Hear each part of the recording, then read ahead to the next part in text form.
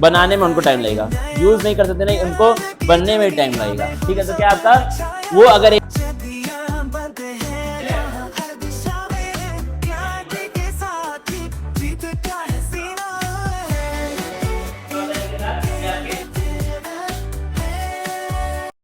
हमारा जो चैप्टर उसका नाम क्या है, एनसीईआरटी में क्या नाम था, कोल एंड पेट्रोलियम। क्या नाम है, कोल एंड पेट्रोलियम।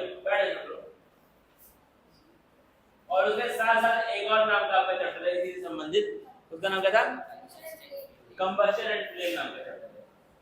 इन दोनों चैप्टर को हम लोग कंबाइंड फॉर्म में पढ़ेंगे, कंबाइंड एंड कंबशन एंड, इन दोनों चैप्टर्स को हम लोग कैसे पढ़ेंगे, कंबाइन करके यहाँ पर पढ़ने वाले हैं। ठीक है, दोनों को एक ही चैप्टर कंसीडर करेंगे, एनसीईआरटी चैप्टर पढ़ेंगे। स्टार्टिंग में एक बहुत ही अच्छी बुक से, ठीक है, और वो बुक कुछ इस प्रकार है। पहला जो हमारा हेडिंग है वो क्या है, renewable and non renewable resources. देखा क्या है, based on the availability of resources in nature, natural resources can be broadly classified as two. कौन कौन सा, एक होता है आपका रिन्यूएबल रिसोर्स और एक क्या होता है, नॉन रिन्यूएबल। अब देखो रिन्यूएबल का मतलब क्या होता है, are those resources that will either not get exhausted और can be replaced quickly by the natural resource. मतलब क्या है, उसको नेचर जल्दी खत्म नहीं कर सकता है या फिर उसको जल्दी रिप्लेस नहीं कर सकता है। ऐसे रिसोर्सेज को हम लोग क्या बोलते हैं, रिन्यूएबल रिसोर्स। कौन से कौन, जिसको नेचर जल्दी खत्म ना कर पाए या फिर किसी और चीज से रिप्लेस ना कर पाए, उसको हम लोग क्या बोलते हैं, रिन्यूएबल रिसोर्स। इनको हम लोग और क्या बोलते हैं, इनएग्जॉस्टिबल रिसोर्स। ठीक है, क्या बोलते हैं, एग्जॉस्ट मतलब क्या होता है, खत्म होना, और क्या लिखा, इनएग्जॉस्ट मतलब जो जल्दी खत्म ना हो। एग्जांपल क्या था आपका, plant release oxygen in the atmosphere during photosynthesis using carbon dioxide, so oxygen is a renewable resource। क्या है, प्लांट आपका लगातार ऑक्सीजन को रिलीज करता रहेगा, वो जल्दी खत्म नहीं होगी, जाहिर सी बात है। तो क्या होता है, आपका फोटोसिंथेसिस का प्रोसेस होता है। कौन सा प्रोसेस,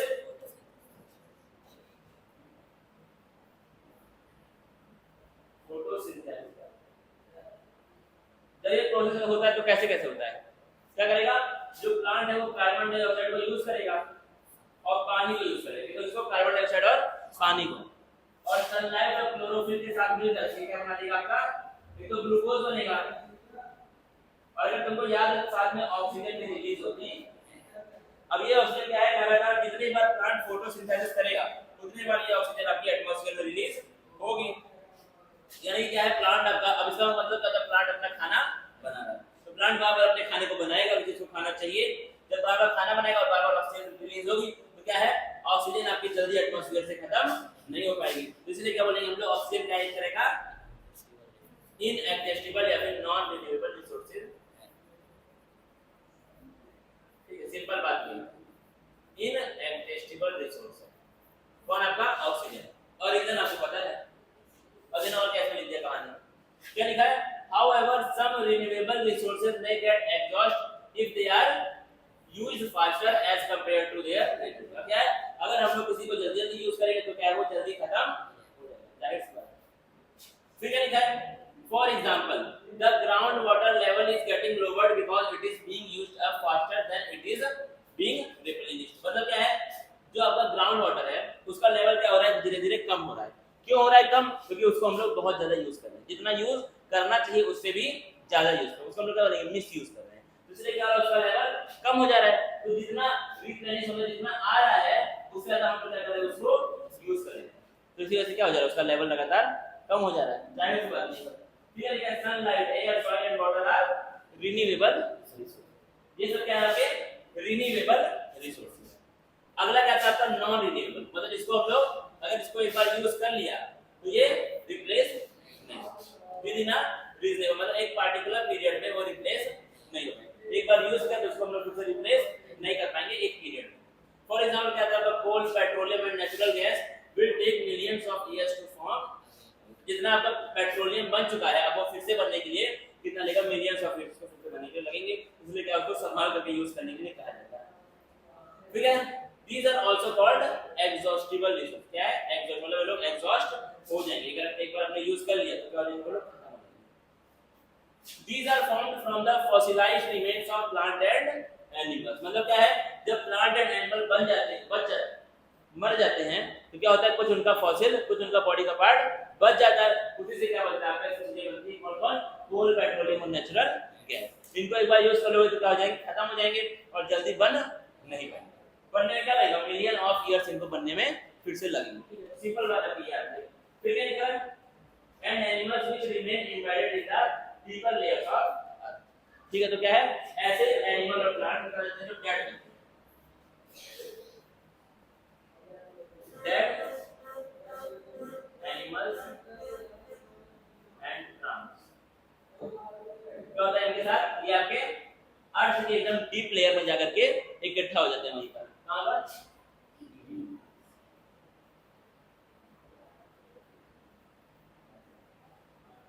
तो जब यहां पे जाकर लोग इकट्ठा हो जाते हैं तो इसको हम क्या बोलते हैं, फॉसिल बोलते हैं। क्या बोलते हैं, फॉसिल। फॉसिल का मतलब क्या होता है, डेड रिमेन ऑफ प्लांट और एनिमल। प्लांट और एनिमल का ही मरा हुआ रिमेन। अब ये तो मर गया ना, इसी में जा रहा होगा आवाज, जा रही होगी थोड़ी बहुत, ऑन है, जितना गया होगा उतना गया होगा, सब किस्मत का खेल है। अभी पूछूंगा सवाल शुभम से और करीम से, ठीक है। तो क्या आपका dead remains of plant and animal, उसको हम लोग क्या बोलते हैं, फॉसिल बोलते हैं ना। फॉसिल मतलब क्या होता है अली, कहां पर, अर्थ के डीप में। तो क्या होता है, फॉसिल होता है, और इसी फॉसिल से क्या बनते हैं आपके, क्या बनते हैं, कोल, पेट्रोलियम। बैठ जाओ, कोल, पेट्रोलियम लिखना है इसको सबको कॉपी में, coal, petroleum and natural gas, and natural gas, ये आपको पता होना चाहिए, ठीक है। इसको लिखो जल्दी से।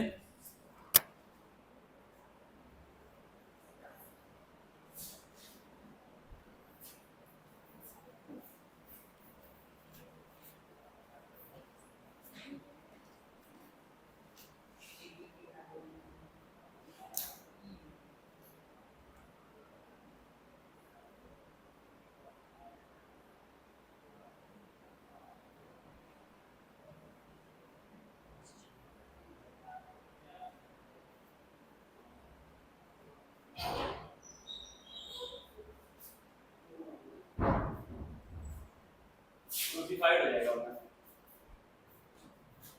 कौन सा बता नहीं, यही है जुड़ा हुआ है, इसमें दिखा जाएगा कि मुझे मेरा मानना है कि यहां पे होता है, पीछे वाले में, चिकन वाले में, हां किचन वाले में, हां जोड़ दो, ये और यहां पे जाएंगे। अच्छा नहीं तो हो जाएगा थोड़ा सा ना, हां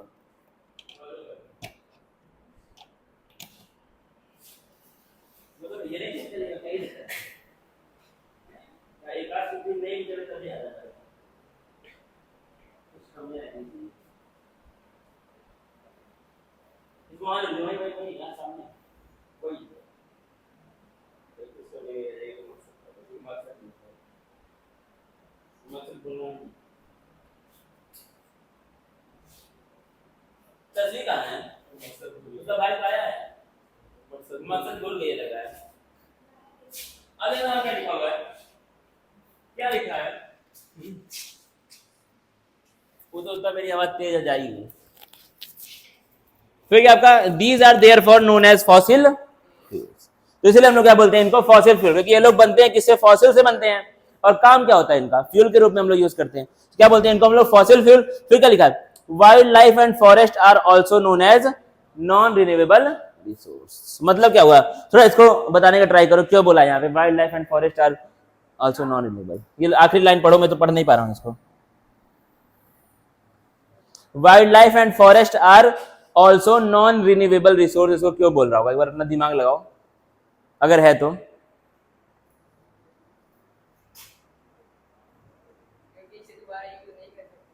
कैसे मतलब,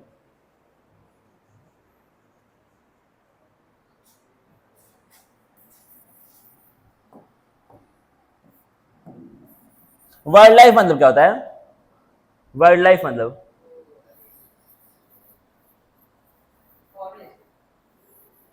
तो फॉरेस्ट तो लिखा है साथ में, तो वही लिख दिया, तो एक ही चीज लिखता।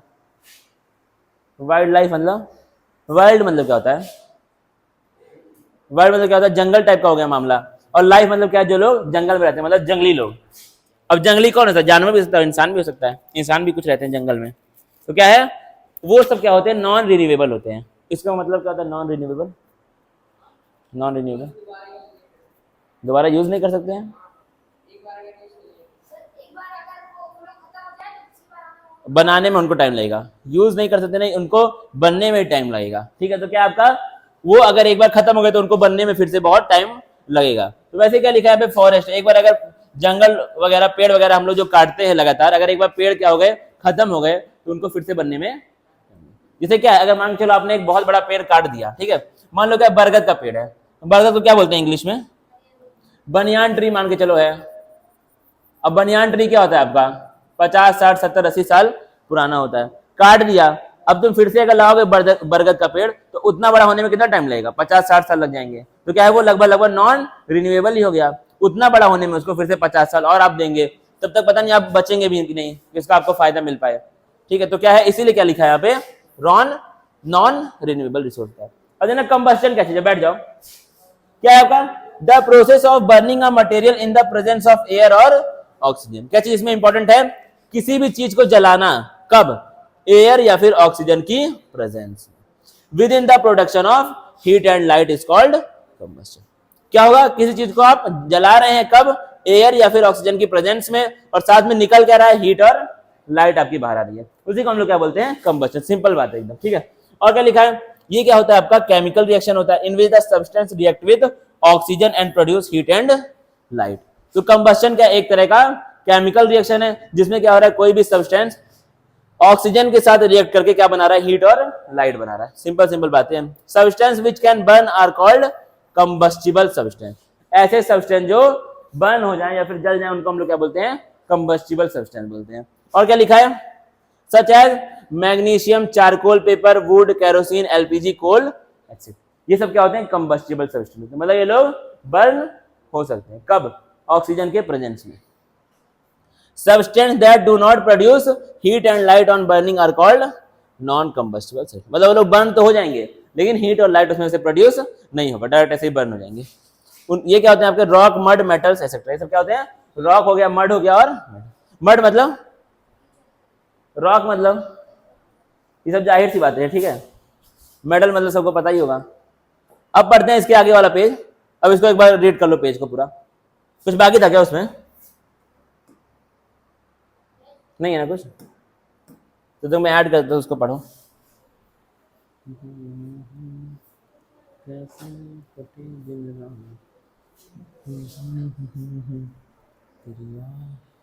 और छोटा सा एक और यहाँ पे दिया हुआ है, यहाँ पे क्या दिया है, कंबस्टन का रिएक्शन दिया हुआ है। क्या लिखा है, fuels are mostly made up of carbon and hydrogen. जो भी फ्यूल होते हैं वो आपके मैक्सिमम क्या होते हैं, कार्बन और हाइड्रोजन के बने होते हैं ज्यादातर। Complete combustion takes place in the presence of oxygen and the substance burns completely. क्या होगा, जो भी आपका सब्सटेंस है वो कंप्लीटली जल जाएगा। सब्सटेंस है क्या यहाँ पे, कोई भी फ्यूल हो सकता है, क्या हो सकता है, कोई भी फ्यूल हो सकता है। Producing carbon dioxide and water. तो क्या है, कोई भी फ्यूल अगर बर्न होगा तो क्या बनेगा, कार्बन डाइऑक्साइड बनेगा, और क्या बनेगा, पानी बनेगा। कोई भी फ्यूल, जैसे हम लोग एक एग्जांपल लेंगे, वहां पे दिया था मीथेन का एग्जांपल, यहाँ हम क्या लेंगे, इथेन का एग्जांपल लेंगे। किसका एग्जांपल लेंगे, इथेन का। क्या होता है फॉर्मूला उसका, C2H6। C2H6 क्या होता है, उसका फॉर्मूला होता है। इसको बर्न करेंगे तो कैसे बर्न होगा, ऑक्सीजन के प्रेजेंस में बर्न होगा। क्या बनेगा, हर बार CO2 बनेगा, H2O बनेगा, और क्या बनेगा साथ में, हीट और लाइट। इसको हम लोग क्या लिख देते हैं, सीधा एनर्जी लिख देते हैं। ठीक है, अब आप इसको बैलेंस कर सकते हैं अपने हिसाब से। तो ये सब आपका क्या होता है, बनता है। तो क्या है, अगर कोई भी फ्यूल आपका बर्न होगा तो क्या बनेगा, हर बार कार्बन डाइऑक्साइड और पानी बनेगा। यही दो चीज हमारा बनेगी, और साथ में क्या बनेगा, लाइट और हीट बनेगा। और जो भी आपका फ्यूल होगा उसमें क्या प्रेजेंट होगा, कार्बन प्रेजेंट होगा, और क्या प्रेजेंट होगा, हाइड्रोजन प्रेजेंट होगा। समझ आया, उसी को हम लोग क्या बोलते हैं, फ्यूल बोलते हैं। सिंपल सिंपल बातें हैं। अब आप ऐसे बहुत सारा बर्न करके देख सकते हैं। तो क्या है, हर बार बर्न होने में जब भी कंबस्टन होगा तो क्या बनता है, CO2 बनता है, पानी बनता है, और क्या बनता है, साथ में एनर्जी बनती है। सिंपल बात ये है। ठीक है, पढ़ लो ये वाले पेज को भी, तो मैं ऐड कर लूं। आसान आसान चीजें इसमें सब दी हुई हैं।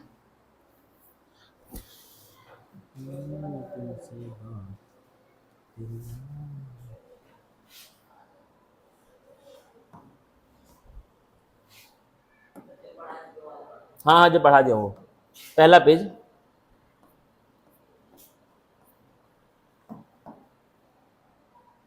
ये क्या है यार, हार्मफुल मैक्रो, हाँ क्या छोटा है, था क्या उसमें, मना कौन किया था फिर, जब मैंने पूछा था कि कुछ है कि नहीं। पहले पेज पे था क्या, कि एकदम पहले पे जहाँ पे चैप्टर का नाम लिखा है, एक बारी, अच्छा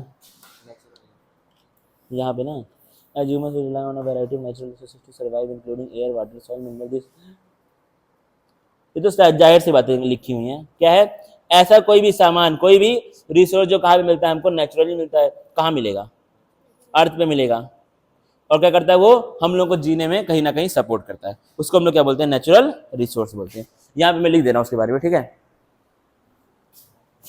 एक बार देखना स्टार्टिंग में एक और चीज है यहाँ पर, नेचुरल रिसोर्स क्या होता है, थोड़ा ये पेन को करेंगे ऐसे साइज में, नेचुरल रिसोर्स,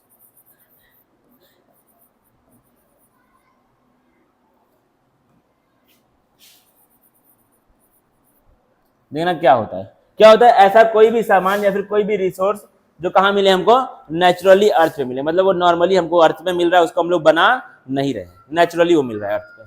तो क्या है, ऐसा कोई भी रिसोर्स, एनी रिसोर्स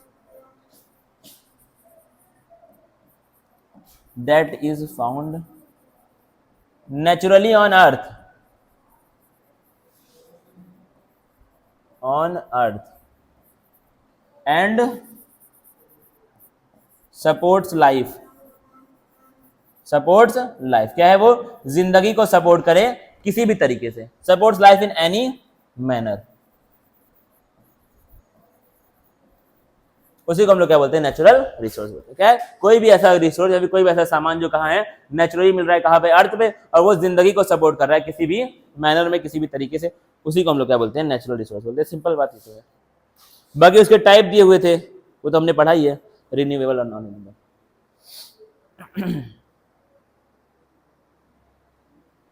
एबायोटिक, ठीक है, सिंपल बात हो गई यहाँ पर। अब देखते हैं नेक्स्ट पेज, ठीक है, पढ़ लेना इसको एक बार घर पे जाके जो पढ़ाया हूँ, नेक्स्ट पेज तक देख लेते हैं एक बार, देखना क्या है नेक्स्ट पेज में। यहाँ पे दिया है एक और रिएक्शन मीथेन का ही दिया है फिर से, ठीक है, क्या लिखा है, incomplete combustion takes place when sufficient amount of oxygen is not available, मतलब क्या है, अगर सही अमाउंट में, प्रॉपर अमाउंट में ऑक्सीजन नहीं है तो क्या होता है आपका, कंबस्टन इनकम्प्लीट होता है। इसमें खासियत क्या है, इसमें क्या बनेगा, कार्बन डाइऑक्साइड की जगह क्या बन जाएगा, कार्बन मोनोऑक्साइड बनेगा, क्या बनेगा, कार्बन मोनोऑक्साइड। अब देखो दोनों में डिफरेंस क्या है, वैसे पता ही होगा, कार्बन के साथ अगर 2 ऑक्सीजन है तो क्या है, कार्बन डाई, मतलब क्या होता है, डाई मतलब होता है 2, 2 ऑक्साइड है, और अगर कार्बन के साथ एक ही ऑक्सीजन है तो क्या हो जाएगा, कार्बन मोनोऑक्साइड। मोनो मतलब क्या होता है, वो हर जगह ही होता है, मोनो क्या होता है, एक, ठीक है, सिंपल सिंपल बातें हैं, लेकिन इसको लिखो अपनी कॉपी में इसी बात में।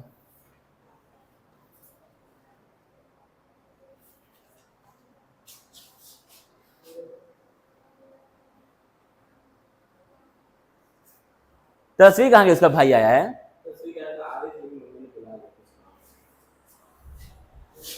वो अब देखना बड़े ध्यान से एक चीज,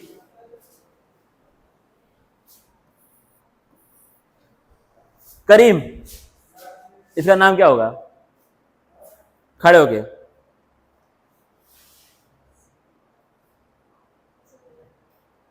नहीं ये तो सल्फर है और ये ऑक्सीजन है, नाम बताओ, एक जो एस है वो क्या है, सल्फर, और ये ऑक्सीजन है, मैंने बता दिया।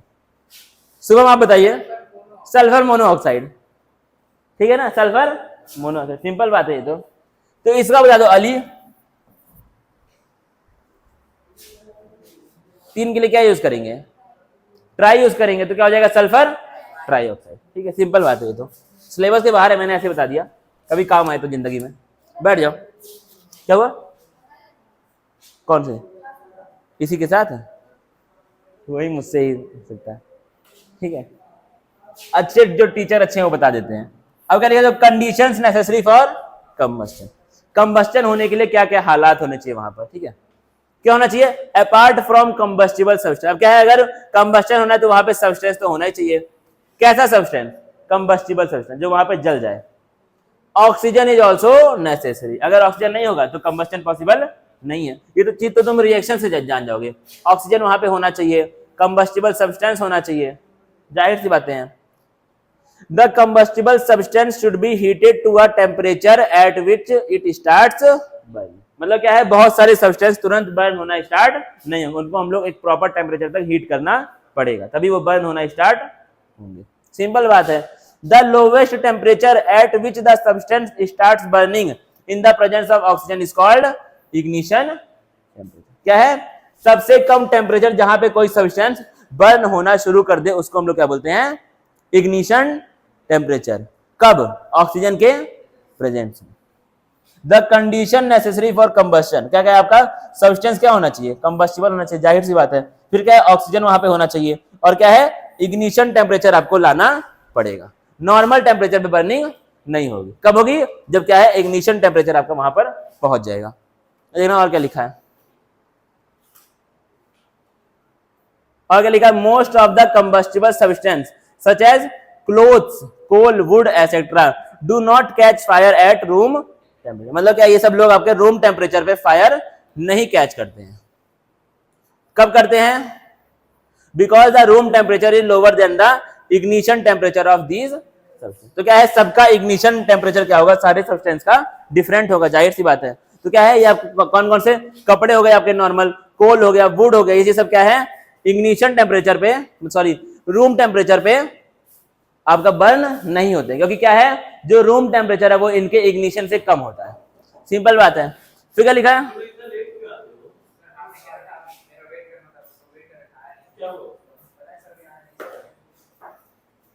दिक्कत आज मैं करूंगा इन लोगों के लिए, ठीक है। सब्सटेंसेस सच है, क्योंकि ये 3-4 बार से तुम लोग कहोगे हमेशा लेट से, कभी कह रहे हो स्कूल में दिक्कत है, कभी कुछ, कभी भी तुम लोग यहाँ पे 4 बजे में देखता ही नहीं हो। अब आज मैं करूंगा तुम लोग के लिए दिक्कत। Substances such as petrol, alcohol, kerosene and liquid petroleum gas catch fire very easily, very easily, very या फिर वैली, very easily। तो क्या कौन कौन सा, पेट्रोल, क्या पेट्रोल, फिर क्या एल्कोहल, कैरोसिन और एलपीजी। एलपीजी मतलब क्या है भाई, खड़े होके बताओ, कौन सी, सही कह रहा है। तो क्या है, लिक्विफाइड पेट्रोलियम, बैठ जाओ, catch fire very easily.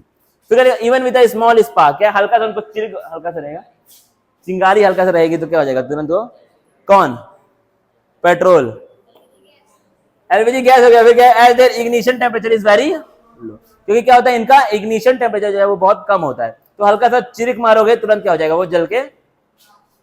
Therefore they should be stored proper, इसलिए क्या है, इनको हमको संभाल करके अच्छे से रखना चाहिए पैक्ड मटेरियल में, कि लोग बाहर ना रहे constant. Such substances are called inflammable substance. नया वर्ड है, क्या है, ऐसे सब्सटेंस जो बहुत जल्दी फायर कैच कर ले। क्यों, क्योंकि उनका क्या है, इग्निशन टेम्परेचर बहुत कम है, तो क्या होता है, उनको हम लोग क्या बोलते हैं, इन्फ्लामेबल। मतलब क्या, वो लोग बहुत जल्दी फ्लेम पकड़ लेंगे। फ्लेम मतलब क्या होता है, आग अपना पकड़ लेंगे, ठीक है, इसलिए क्या बोलते हैं इनको हम लोग, इन्फ्लामेबल। यहाँ पे और भी कुछ है, नीचे एक बार देखो, चेक करो, नहीं है कुछ, हाँ हाँ, इनफ्लामेबल। अब वो चीज कैसे बताते हैं, जो नाम उन्होंने दिया है वो नाम है, अब मुझे बताना पड़ेगा देख करके, कंफर्म मुझे भी नहीं। इनफ्लेम एबल, इनफ्लेम, यार बताऊंगा, सोच के बताऊंगा, नहीं नहीं सोच के, ऐसे नहीं, खड़े हो बताओ, वो बाहर पूछना, अब तुमको ज्यादा ठीक लगे, जाना है जाओ पूछो, थोड़ा देख लेना कैसा मूड है उस समय पूछना, ठीक है, चेक कर लेना मूड वूड, चलो तड़तड़ा देंगे 2-3 कहीं खराब मूड हुआ। तो क्या है, इन्फ्लामेबल सब्सटेंस। इसका मैं मतलब बताऊंगा इसका ये नाम क्यों है, ठीक है, तो तक इसको यहाँ पे ले आओ, जब नाम जान जाएंगे मतलब तो इसको यहाँ ले आऊंगा वापस, ठीक है। इन्फ्लामेबल सब्सटेंस कुछ होता होगा, तो ये सिंपल बातें हैं। और दिखाओ अगला पेज क्या इसमें दिया हुआ है। और सभी लोग ये वाली जो बुक है तुम्हारी, इसमें चेक करना, ठीक है। अगर कुछ डिफरेंट होगा तो मुझसे पूछा करो आकर के, कुछ ना कुछ होता ही है डिफरेंट, तो मिलेगा तो आप मुझसे पूछेंगे आकर के, ऐसा नहीं कि उसको टाल देना। तुम भी भाई चेक करना अपनी बुक में, ठीक है। डिफरेंट कुछ मिलेगा, क्या करोगे तब? बताना नहीं, मुझसे पूछना। मुझे क्या बताओगे, मुझे पहले से पता है कुछ भी होगा। ठीक है, तो क्या ये आपका CO2 O2 सब हो ही गया है? एक बार पढ़ो तीनों पेज लगातार। तुम लोग बताओ भाई, कितनी देर में आते हो डेली डेली?